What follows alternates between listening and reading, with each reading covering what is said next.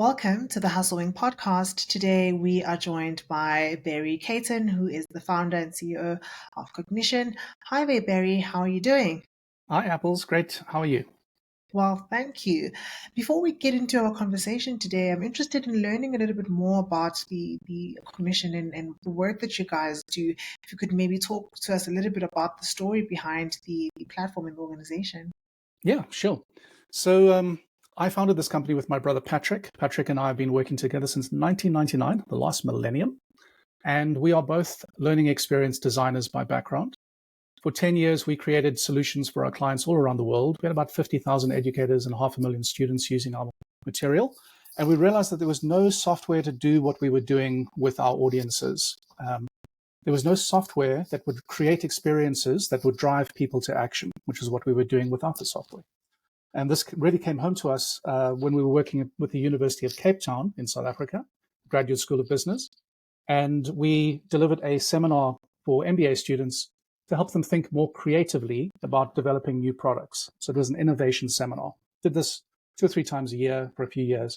And then in December 2006, the student came up to me and he said, "How did you do this?" He was wide-eyed and shocked. So I said, "Well, what do you mean?" And he said he'd been trying to become more creative in his thinking for many years. He had read books, he had gone on courses, and he always learned a lot. He found it fascinating, but it didn't really change how he was thinking. But on our seminar, he immediately produced creative ideas, very, very creative ideas. And he was shocked because he had tried so hard with so much effort and money and time with very little result. And then with hardly any effort, he got these fantastic results, which he'd been trying to achieve for so many years. So Patrick and I, we asked a simple question. Can we do this in software? Can we take these techniques that dramatically increase the speed to competence and put those techniques into some sort of software? So we prototyped for 2 years. And then in 2009, we started showing our software to our clients. And we got our first clients in 2010. And the rest has been a roller coaster ride. I moved from South Africa to California in 2013 with my wife and daughter.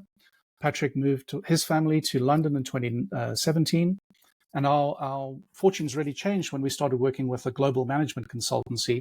They employed more than 750,000 people. And we are one of their ecosystem partners. So we work with Fortune 500 clients using our employee activation platform to drive changes within organizations at speed and at scale. So that's the gist of it. Yeah, it sounds like it's pretty much a self-coaching and I would say a sort of like behavior change platform, as it were. Yeah. What sort of goes behind creating such a platform? I mean, I'm sure there's quite a lot of research and there's quite a lot of data that is sampled to create, such a solution. Maybe touch on a little bit about the process that goes on behind building such a solution. Yeah, so there's a number of ways I can respond to that. The underlying platform has evolved over more than 10 years. So when we first created the platform, it was a mind map, and you could interact with the mind map, and it could ask you questions to change how you were thinking about a goal or a problem or a struggle that you had, whatever it was. But then with the developments of the iPhone, we realized that mind maps don't fit very well on a small screen. So we said, well, what if we create a chat-based interface? This was way back in 2011, I would say. So very, very early stages. And as soon as we created the chat version of our platform, we found that people preferred that. And reluctantly, we let go of the mind map version. I love mind maps, and so does Patrick. But we were responding to the data. The data was showing us that people really engaged with the chat-based interface. So we built the platform around a chat-based interface. And what we do is we will work with a client to take their framework, whatever framework they're using to try to drive change, and we will convert that into a chat-based experience. So let me give you very, very concrete examples. It always helps to think through concrete examples. We worked with a global management consultancy starting in 2016. And one of the first projects we did with them was an onboarding project for new joiners. So the challenge was that new joiners would join the organization, they go through a two-week induction program, and then they get staffed up. And that's a very abrupt transition. And what the new joiners said is, wouldn't it be great if we could extend the onboarding process for a few weeks or maybe a month. And every day we got something different in the system. So that's exactly what we did. But here is the secret sauce. We asked the consultants that had been with this organization for at least 2 years, what do you know today that you would love to have known on your first day with the organization? So we took that collective wisdom from a large group of consultants, all the things that they'd learned in their first couple of years that took them a long time to learn, and we put them into what we call a quest, a multi-day challenge. So every day you get a challenge to perform, and that challenge could be something technical. So today we want you to log into the knowledge exchange, build your profile there, and do something. And this is all delivered through the chat. So the virtual coach in your phone or on your tablet or on your computer is asking you to do specific things. So sometimes it's technical and sometimes it's non-technical. So the virtual coach on a Tuesday might ask you to reach out to a colleague and ask for a networking tip. How can I be a better networker? Tell me a networking story. And of course, that's a 2-for-1, because when you reach out to somebody, you are networking, but then you're asking for a networking suggestion or tip. And so that's the way we create new products on top of our platform. We get the collective wisdom from a group of people at a client, and we create a multi-day challenge or quest to deliver that wisdom that's hard earned over a long period of time, and deliver it rapidly in 10, 15, 20, 30 days to a very discrete audience. And that audience then rapidly becomes more productive, more efficient, more effective. So I mentioned onboarding. With the onboarding example, we got those new joiners to deliver 5% more billable hours in their first 3 months than historical groups who had gone through only the 2-week induction program. So that's an onboarding example. I'll give you 2 more quick examples. Some clients struggle with software adoption. So we had a client who was trying to roll out Workday, and they had hit a plateau of 57%, and they were struggling to get beyond 57% adoption. We built a program for them, just a 15-day program, where we were driving people to use Workday every day for 15 days, and we increased the adoption by 32% in just 15 days. So that client was absolutely ecstatic. And then here's a cybersecurity example. So we've all been through cybersecurity training. Large organizations demand that everybody in the organization go through this training. And when we instituted this ourselves for our own team, the training that was available for cybersecurity was terrible, still is terrible. It tells you things you know in a tone that seems to suggest that you don't know these things, which is really offensive in my view. I like to learn things, and when I'm told something I already know in a tone that you don't know this, I'm going to tell you, I cannot bear it. It's dreadful. So instead, we created a program first for ourselves, and then we rolled it out to clients. It's a cybersecurity quest. We call it a security maturity quest. And over the course of 20 days, it asks you to take specific actions.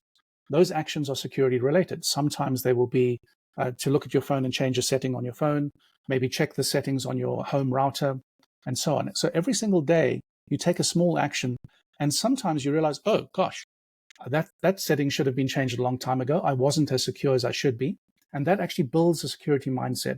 It takes people out of their comfort zone to realize that they have a journey to go on, a security journey.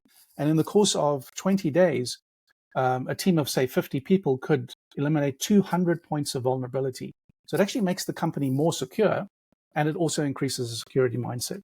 So what all these have in common, Apples, is that we are able to deliver measurable transformation in as little as 30 days. And we do this at speed and scale, essentially, for very large numbers of employees within Fortune 500 companies. Yeah, sounds like a very, very interesting solution that you guys have there. I am interested in how the platform has been received. What's the traction like? Yeah, so working with this global management consultancy, we work with their clients. So with them alone, we've done more than 1,000 different projects since 2016. Each of those projects will roll out to audiences of like 500 or 1,000 or 15,000 or 100,000 people. So we've got literally more than 1 million people using the platform over the last couple of years. So this is not a MOOC, right? It's not a platform where you have 30 million people using the platform, but only a fraction of that actually completing things. We have, in many cases, 100% engagement, completion of entire programs, 10, 15, 20-day programs, because it's highly targeted and it's very, very personal. So when you're interacting with our system, you're not just getting content from a faceless entity. You're actually interacting with somebody you know. So a simple way of thinking about this would be, if you were part of an organization like Tesla, your virtual coach might be Elon Musk himself, a little character. We haven't worked with Tesla, but that sort of sets the scene, right? It doesn't have to be the CEO. For example, one of our clients, the West Midlands Police, second largest police force in the UK, they had a different avatar every day, a different virtual coach. Sometimes it was a senior constable, sometimes somebody a little bit junior, but always somebody that is recognizable to a particular group of people, and somebody who is charismatic, outgoing, and invites you to participate. This is the most important thing, Apples. What I learned early in my career with Patrick is that when you tell people things, they forget. When you show them, they remember. But when you involve them, they change. And that's what we do on our platform. We involve people in an experience that drives them to action. I like that. I like that because I think also it's almost like a solution that's not only sort of working in a very with passive users, but it's almost like in instigating or igniting this feeling of wanting to participate in the behavior change and just self, I suppose, improving and self transformation. So I like that approach. I want to change gears a little bit because I mean, you guys are offering quite a unique product, and I'm sure it comes with different challenges and projects. What kind of challenges are you guys tackling at the moment, or are the new projects that you guys are working on where you guys could see yourself leveraging, some skills from our network? We do have a network of side contractors and side hustlers that are always interested in plugging in skills. What does that look like for you guys? Yeah. So the primary challenge for any company like us, we're a small company, 70 people, and the primary challenge is marketing, right? How do you break through the noise in the marketplace? Not just for all of the competitors you've been up against up until this point, but all the competitors arriving every day, right? The learning landscape, that's broadly speaking where we play, the learning or edtech landscape is absolutely overrun with different offerings.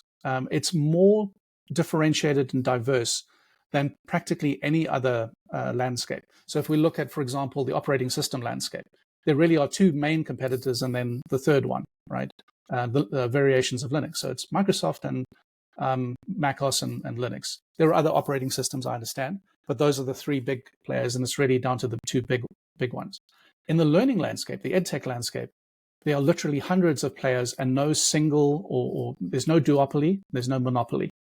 And so breaking through this noise in this landscape is incredibly difficult. The best way that we found to do that is through warm introductions. And there's a number of things we know. For example, if somebody's worked with us at, say, this management consultancy partnership, and they then move over to a company, a different company, they will often reach out to us and say, hey, would you like to work with us at this new company?